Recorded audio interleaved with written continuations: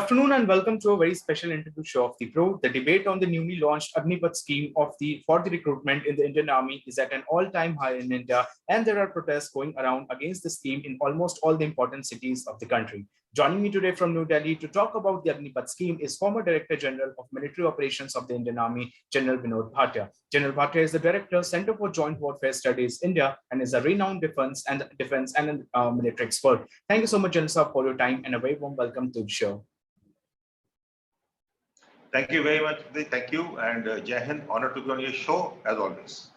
So, sir, I would like to begin the discussion by asking that, first of all, what is your initial observation of the Agnipath scheme of the Indian Army, and what made Indian government bring a scheme like this?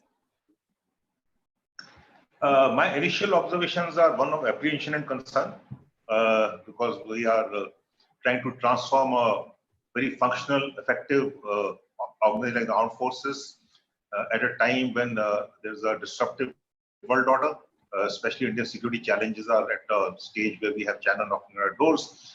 That's my initial, I have some apprehensions and concerns.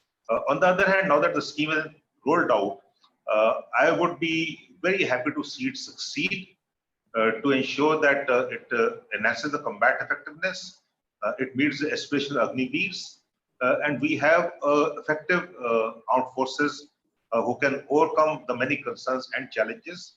But having said that, the ownership of the scheme should lie with the Government of India, including the accountability, and not the armed forces, because the armed forces don't get it right, and it needs the whole of the union approach. And if the armed forces don't get it right, there'll be costs to pay, which are unaffordable. So that's my initial reaction. Yeah. So, do you believe that the recruitment process that was followed earlier was not up to the mark? And if yes, what was the major issue surrounding that process? The recruitment process has not changed. The recruitment process, the selection system, the recruitment criteria, the recruitment base all remain the same. So that has to be understood. There's no change in that. The only change that has come about is in the terms and conditions of service. Whereas earlier a candidate came, an aspirant came, a Jawan came, and he was recruited for a lifetime. That means 17 years color service. And thereafter, if you do, he would serve as a non-commissioned officer, as a junior commissioned officer, as a Suvita Major, as an honorary rank. But now what we have is that the recruitment process remain the same, but the term and condition services 4 years service for the Agniveers, who will come in as a special category, train for a lesser period of 6 months, try and serve, do their best in 3.5 years, and then 25% will get absorbed in the permanent cadre, with 75% going back to the mainstream of the national stream to inculcate a national pride, to contribute to the nation building. So that is a mix of our aim. We are having two aims now. The primary aim of the armed forces is defense of India. That's the primary armed forces, right? And the secondary aim is a whole lot of other things, internal security, aid to civil authority, contribute nation building. But now we are mixing up something, and we are disturbing an established system that is the effectiveness of armed forces, which is based on many intangibles, It's a very complex sort of a system. And once you change one particular thing, and the strength of the Indian Army is the strength of the soldiers, the sailors, the air warriors. That is the strength of the Indian Armed Forces. And now when we changing the terms and conditions service, the soldiers who come in to serve, we'll have to see how to optimize that, how to maximize it, and how to make sure that this scheme succeeds. I'm sure the armed forces leadership, especially in particular the army leadership, is definitely up to the challenges, and they have proven always that they succeeded, and somehow they will succeed in this one. So I pray and hope that this scheme succeeds, and we do well for the sake of the nation, for the nation's sake of national security. So then what was the reasons, like why this why this scheme invited a lot of protest in India? The protests, firstly, let me condemn the protests. The protests are not right. And especially violent protests can never be condoned. They have to be condemned. I condemn them in its entirety. Irrespective of the cause, you cannot have violent protests, especially among the youth who want to join the Indian Armed Forces. Because Indian Armed Forces come with great challenge. It comes with commitment, it comes with dedication, it comes with a feeling of national fervor. And if you are going to be looting and arsoning and burning property, I don't think you're fit enough for the armed forces, right? That's the first thing. Now, the apprehensions were that what had happened in the last 2 years of COVID, there has been no recruitment. The process of recruitment started off, but it didn't terminate. And all those who have gone into the selection process, gone through various stage selection process, they have to restart the whole process, and not only restart the whole process, some of them come overage because the age is 21.5 years. Some of them at the last stage of the common entrance exam have not been able to give the exam. And when we change the covenant condition of service, obviously that man has dreamt for the last 2 years of serving the nation, of joining the armed forces. He has cleared his, certain initial exams, his physical, his medical, which is very difficult to clear. Let me tell you that for each vacancy we get about 1,000 odd aspirants and candidates for each vacancy, especially in high-profile areas like Himachal, UP, Haryana, Bihar, Madhya Pradesh. So the aspiration of these candidates was that they would go to join the army. And when you withdraw that, anguish is natural, and it would have happened. I'm sure it would have happened had we had the government done the same thing. Well, let's say IIT exams. Lakhs appear for that also, and you just at the last moment when they're preparing for the exam or they give the exam, you say, okay, the methodology for entrance to these institutions is changed, or for that matter, the civil services, right? There are people preparing this 5 to 6 to 7 years, and you say, okay, from now onward, I will change the whole process. So there is bound to be anguish, there is bound to be anger, but the protests, violent protests, are not accepted.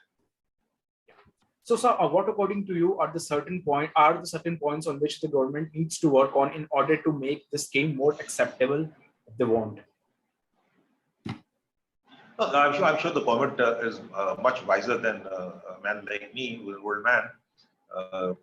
There are institutions in place.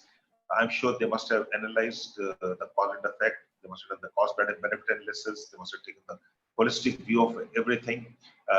I'm sure about that. So the government is about to get it right. That's the main challenge. Get the best, train the best, let the best outcomes be there. We are talking about national security. National security is not negotiable. Territorial integrity is not negotiable. Our strategic autonomy is not negotiable. So there's no chance of weakening our defense forces, right? So this is a risk which has been taken when you have the most transformative transformation change. It is a transformation which is, I would say, after 1962, we are not seeing such transformation. We've seen reforms. We've seen defense reforms. We've seen high defense organization take up this thing. A number of committees have given a number of reforms have taken place. Some transformations taken place, but such sort of not taking place. What we need is, in a sense, we are a responsible nation. We are a resilient nation. We are a regional power. We are a global leader, and we need the military force to become military power. So that transformation is definitely required. But I think when you go for the transformation, you do not touch the fabric of the armed forces, the strength of the armed forces.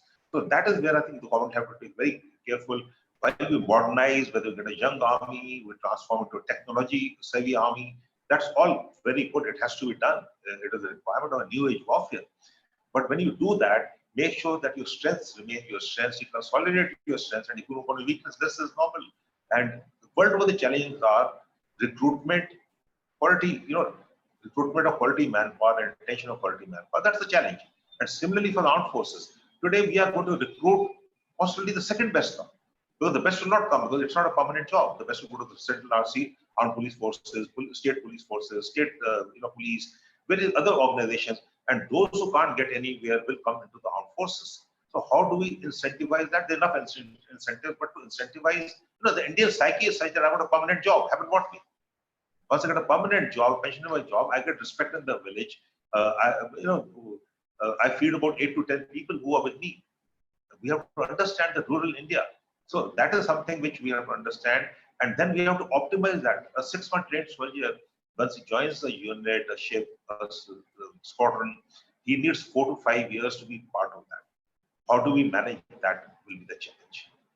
Yeah. So how the Agnipath scheme could factor into the functioning and strength of the armed forces? One, it will definitely get a young army. Two, it will release, untie certain amount of defense expenditure, which can be used for modernization. Definitely, there's no doubt about it. The turnover will be such that people who come and want to stay would be enthusiastic to stay on, but then they'll also be risk averse. Whereas they would like to stay on and perform at their peak levels for the first 3.5 years, but they'll also not like to take risks because they cannot afford to take risks. They're not permanently there, right? So there's certainty is not there, the surety, the guarantee is not there. So somehow we'll have to get to motivate them to stay on and incentivize their exit where they get absorbed into decent, I said decent jobs. I'm not saying give them high-end job. That's not going to happen. Wishful thinking aside, we have to live in a real world. Give them a decent, dignified job, and that is where the challenge lies. So you talked about the modernization. So do you believe that the modernization of the Indian Army requires the cut in the number of soldiers? What is your analysis?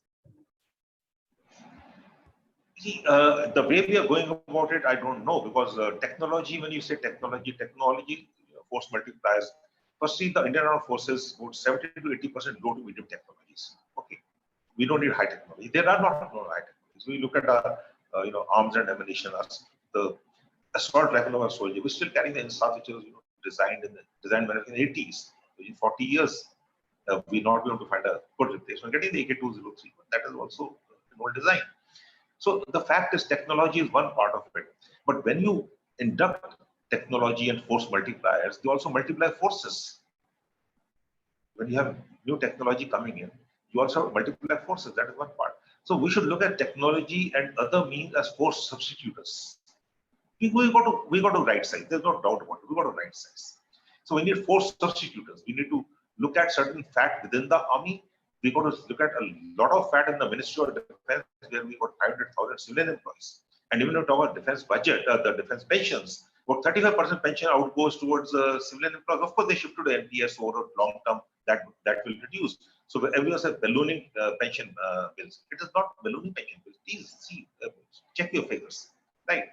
We have too much of this, a belief, a common belief. So we say common belief. Ballooning pension budgets, the industry will absorb everyone. What has the industry absorbed till now? You look at the report, the 33rd report of the Statement Parliament Standing Committee on Defense, the performance of the industry in absorbing, not only industry, the central government, the state government, it does well. Even the reserve vacancy never filled because the criteria is laid down so different. We are not really bothered about the ex-service. Honestly, we're not bothered about the ex-service. Once they go, he goes. So he is depending on pension.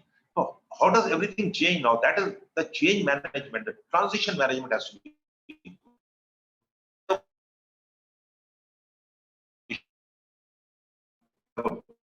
the future.